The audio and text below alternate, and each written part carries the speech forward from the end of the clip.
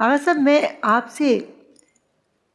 मैं आपसे पूछना चाहूँगी कि बहुत सारे लोग हैं जिनको पैदाइशी तौर पर ख़ारिश का मसला होता है, मगर कुछ लोगों को वक़्त के साथ साथ कभी किसी कपड़े से, कभी मेकअप से, कभी किसी ब्लैंकेट से, इस तरह की चीज़ों से भी एलर्जी हो जाती है और ख़ारिश शुरू हो जाती है। तिब्बे नबी की रोशनी में उसका कोई नुस्खा बताइए। बिस्मिल्लाहिर्रहमानिर्रहीम। तमाम हम्द व सताइश उस अल्लाह के लिए है कि जिसके सिवा कोई दूसरा खुदा नहीं है। काबे का खुदा हमेशा आप पर मेहरबान रहे, मेरी बड़ी दुआ है आपके लिए। देखिए, अक्सर लोगों में जो ये बीमारियां आती हैं, खून के गलबे की वजह से आती हैं। माँ बाप कुछ ऐसी ग़िज़ाएँ, ऐसी गर्म अशिया खा रहे होते हैं कि बच्चे के अंदर जल्दी अमराज ऊद कर आते हैं। अच्छा, अब उनसे बचने के लिए क्या करना चाहिए? माँ बाप को मुतदिल ग़िज़ाओं का इस्तेमाल करना चाहिए। अब जैसे ही विलादत की या प्रेगनेंसी की खबर मिल गई तो माँ को चाहिए कि मुतदिल ग़िज़ा इस्तेमाल करे ताकि उसके बच्चों को किसी किस्म की एलर्जी का सामना ना करना पड़े। अच्छा, अब जब नौमौलूद पैदा हो जाता है उसके बाद उसके कपड़ों का ख्याल रखें। कुछ कपड़े हैं जिनका रिएक्शन आता है, कुछ प्लास्टिक के खिलौने होते हैं जिनकी वजह से बच्चे को एलर्जी या दाद, ख़ारिश, खुजली शुरू हो जाती है। कुछ ऐसे साबुन होते हैं, शैम्पू होते हैं जिनकी वजह से रिएक्शन हो रहा होता है। बेहतर ये है कि अगर नौमौलूद को आप कॉटन का कपड़ा इस्तेमाल कराएं या खद्दर का कपड़ा। बड़े अफरादों में, जिन बड़े लोगों में जिनमें ख़ारिश का प्रॉब्लम है, जिनमें दाद का प्रॉब्लम है, अगर लंबे अरसे तक खद्दर का कपड़ा इस्तेमाल करेंगे तो उनकी ख़ारिश, उनका दाद ऑटोमेटिकली कम होना शुरू हो जाएगा। अच्छा, बच्चों के अंदर कभी भी किसी भी छोटे बच्चे को अगर दाद है, उसमें क्या करें आप?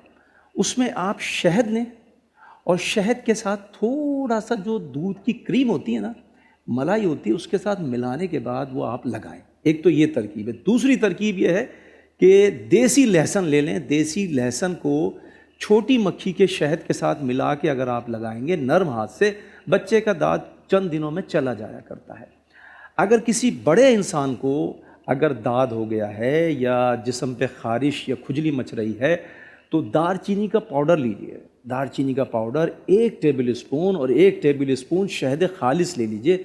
दोनों को बाहम मिलाइए और धीमे हाथ से सुबह, दोपहर, शाम 3 टाइम अगर मालिश करेंगे तो आप देखेंगे कि उनकी भी ये प्रॉब्लम बआसानी ख़त्म हो जाएगी। अच्छा, बहुत सारे तरीक़े हैं जो ग़िज़ा का भी इस्तेमाल अगर आप करें, मुतदिल ग़िज़ाएँ खाएँ। अब जैसे जौ का सत्तू है, जौ का सत्तू अगर ठंडा होता है, जौ का सत्तू जैसे ही आप पीना शुरू करेंगे आप देखेंगे ऑटोमेटिक आपके जिस्म से खुजली ख़त्म हो जाएगी, ख़ारिश ख़त्म हो जाएगी, दाद भी मांद पड़ जाता है। बहुत बहुत शुक्रिया। और भी बहुत सारी जी हाँ। बातें हैं जो मैं आपसे करूँगी इस हवाले से कि कुछ लोग, चेहरा बहुत खूबसूरत होता है मगर उनके जिस्म में एलर्जी की वजह से या खुजली की वजह से एक अजीब सी अनइवन स्किन हो जाती है, तो उसको इवन करने के लिए कोई नुस्खा है आपके पास?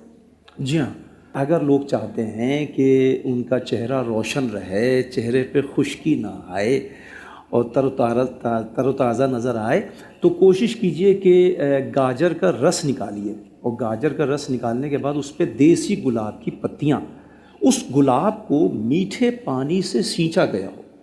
कुछ गुलाब के पौधों पर खारा पानी डाल देते हैं, उनको डालते हैं, उसका नहीं, उससे कोई फ़ायदा नहीं होगा।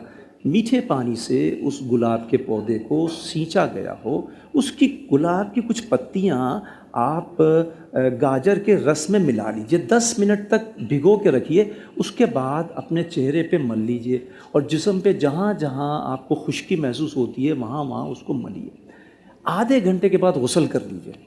आप देखेंगे वो निखार आपके चेहरे पे, आपकी स्किन पे आएगा और जो भी आपके जिस्म में बीमारियां फूट रही होती हैं वो ख़त्म हो जाती हैं। देखिए, एक मेरे मरीज़ ऐसे थे कि उनको 2 लाल चींटियों ने पैर में काटा था। 40 साल तक उस जल्द की बीमारी से वो बढ़ती चली गई, फंगस हुआ, दाद हुआ, पूरे जिस्म पे ख़ारिश हो गई।